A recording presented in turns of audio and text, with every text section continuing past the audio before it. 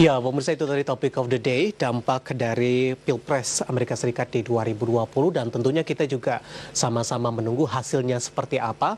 Apakah Trump atau Joe Biden yang akan menang di Pilpres Amerika Serikat di 2020 ini. Meskipun secara polling, secara persentase, Joe Biden lebih unggul 10% jika dibandingkan dengan Donald Trump dan kemungkinan-kemungkinan tertentu juga masih bisa terjadi. Nanti juga kita akan bahas bersama dengan analis terkait dengan sentimen dari perkembangan Pilpres Amerika Serikat di 2020. Ya, dari topik berikutnya kami akan mengajak Anda untuk menyimak informasi emiten pilihan yang berhasil dihimpun oleh tim redaksi kami. Kali ini dari komoditas pemirsa. Komoditas nikel tampaknya menjadi primadona dalam beberapa bulan terakhir dan kondisi ini sangat-sangat berdampak kepada kinerja emiten yang ada di sektor ini. Kali ini ada Inco di mana membukukan laba bersih mengalami kenaikan 47.800% secara tahunan. Mari kita simak tayangan berikut ini.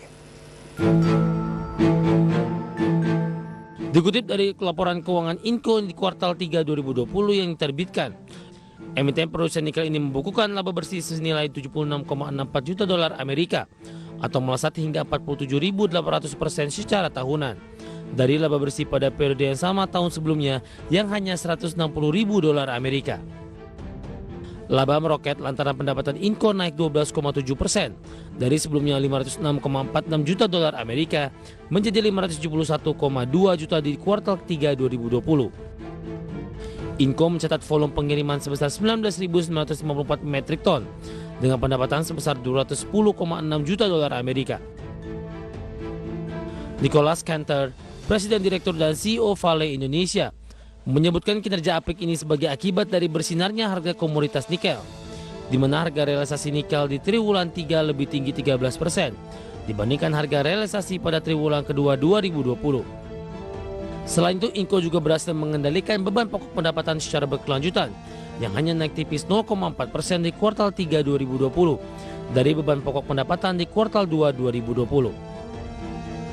Secara keseluruhan, Inco telah memproduksi 19.477 metrik ton nikel dalam Mei sepanjang triwulan ketiga tahun 2020. Realisasi ini 4% lebih tinggi dibandingkan dengan volume produksi yang dihasilkan pada kuartal kedua 2020 yang hanya 18.700 MT. Sementara jika diakumulasikan, produksi nikel Vale Indonesia pada 9 bulan pertama 2020 mencapai 55.792 MT.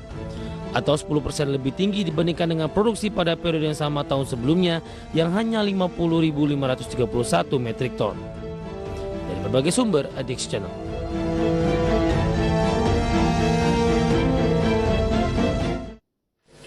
Ya, dari informasi fundamental berikutnya kami akan mengajak Anda untuk menyimak bagaimana pola pergerakan dari saham Inco secara teknikal, intraday trading maupun sepanjang tahun 2021. Dan juga dari sisi valuasi seperti apa, meskipun mengalami penguatan laba yang cukup atau yang sangat signifikan, apakah dari sisi PER dan PBV-nya masih menarik atau tidak.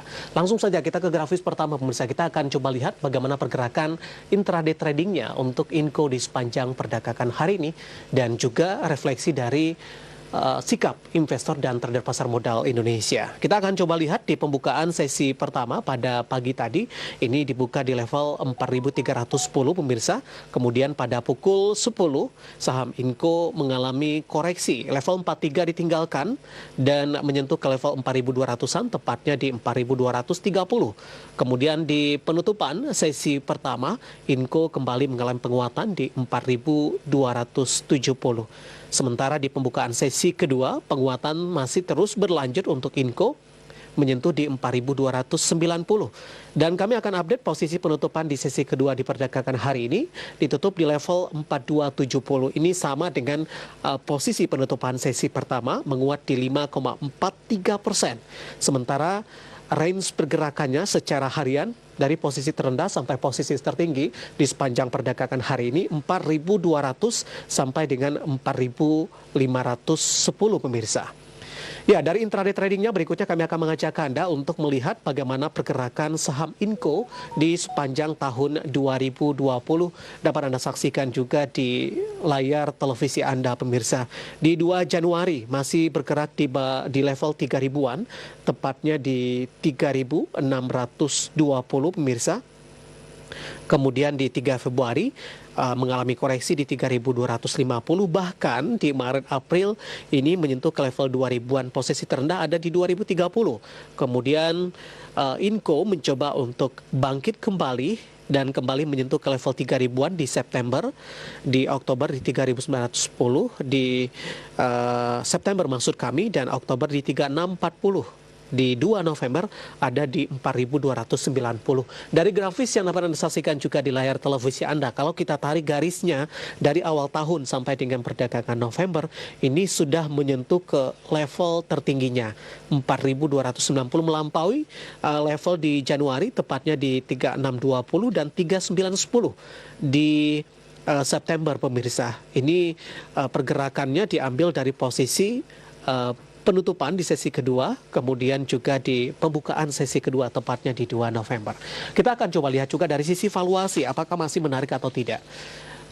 Dapat Anda saksikan juga di layar televisi Anda dari sisi valuasi, terutama dari sisi PER di 27,99 kali, di kisaran 27,99 kali.